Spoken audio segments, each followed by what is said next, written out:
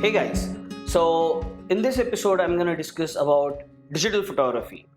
So in earlier episode I discussed about the photography being an optics and chemistry, but digital photography is more of a optics and electronics.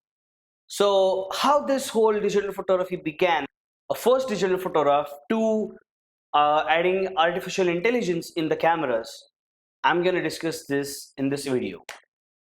The digital photography as we know today is hardly 2 decades old, but in fact, it is much older.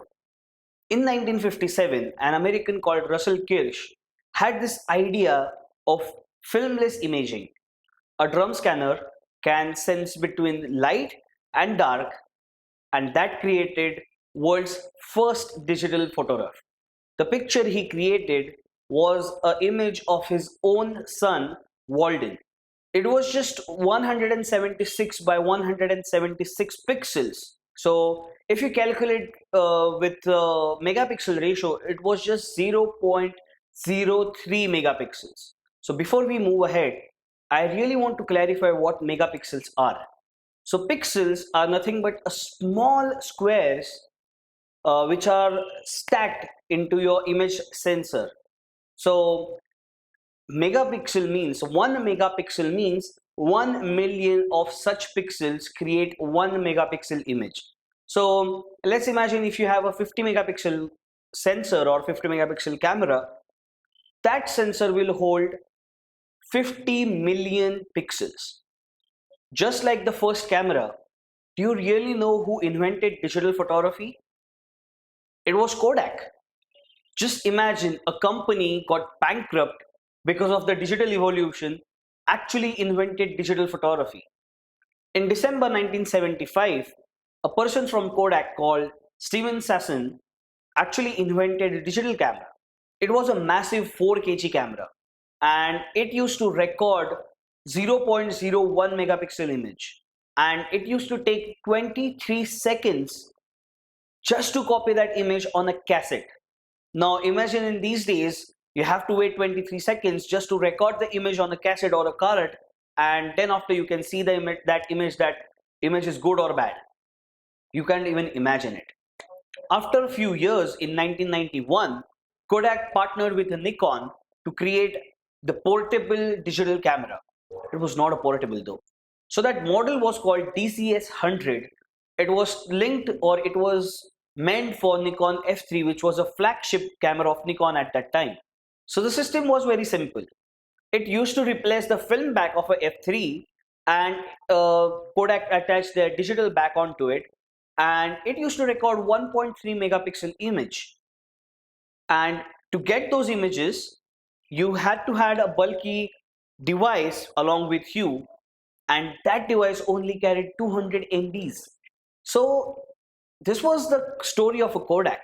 It was not affordable in a way till 1999, when Nikon introduced their own first DSLR called D1. It was a 2.7 megapixel APS-C. It was not even a full frame camera. It was a APS-C, that is a small crop format sensor. And it used to take a Kodak sensor only, that is CCD. Looking at the success, the Canon put their feet in the digital market, and in 2000, they introduced their first ever digital camera. It was a D30, and it used to have a 3.1 megapixel sensor. It was also an APS-C sensor. Unlike the Nikon, Canon had their own sensor that is called as a CMOS sensor. So between 2000 and 2008, nothing really changed. The cameras were simple cameras, had nothing much to offer. But in 2008, the Nikon introduced the Nikon D90, which actually had a video capability inside a DSLR. It used to take HD videos, that is 720p. It was not even a full HD video. But something in that camera, and people sense that we can shoot films through it.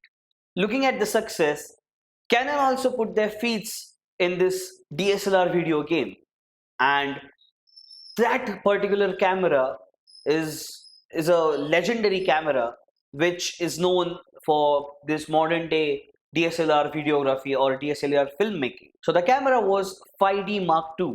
It was the first full frame camera which can actually record a full HD video, and the videos were superb. Till 2012, the cameras were not keeping up with the ISO performances and even with the high megapixel camera sensors. But in 2012, Nikon introduced first high megapixel DSLR, that is Nikon D800 and D800E, which had a 36 megapixels, which were almost 3 times more than a conventional any full frame camera available in the market. So DSLRs were almost same as the SLRs which they replaced in terms of design, in terms of ergonomics, and even in terms of the physical optics and every mechanism that they had.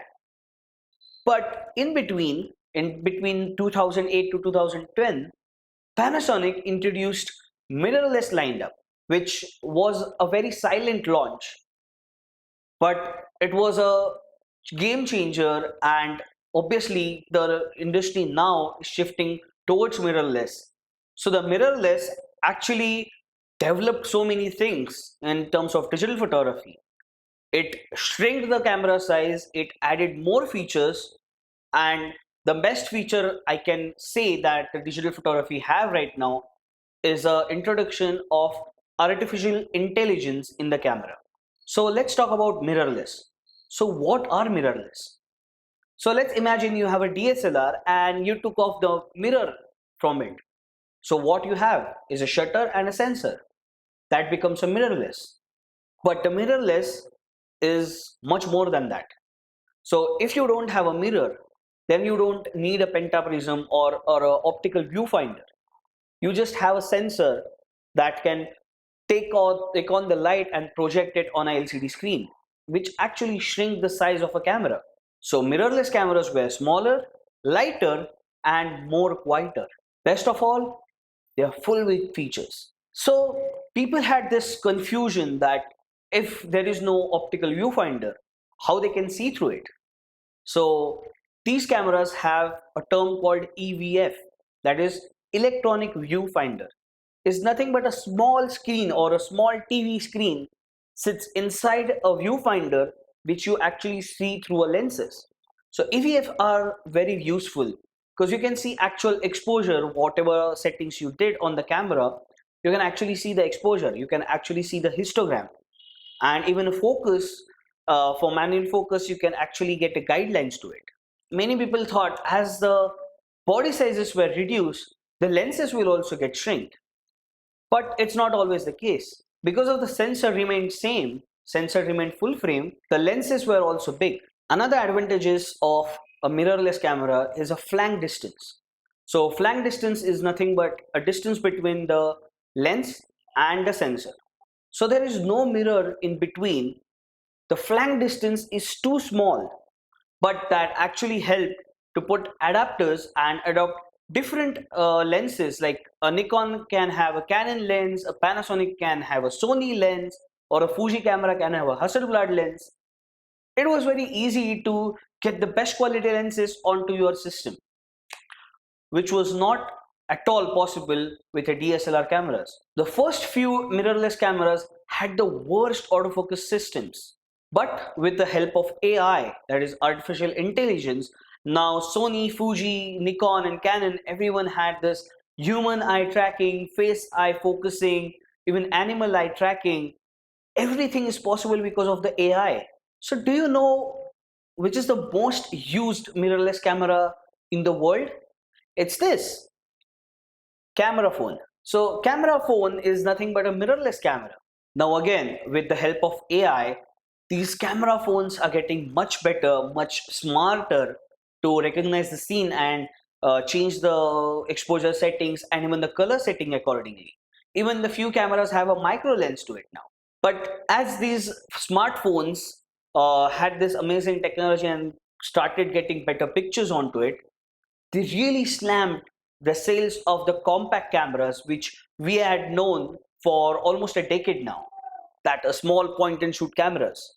So now we just have to see what we can expect in the few coming years, what this new processors, new chipsets, and this AI can lead us to. So this was all about digital photography, because digital photography is very new and it's still growing up.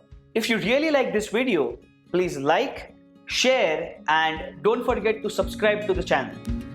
Thank you.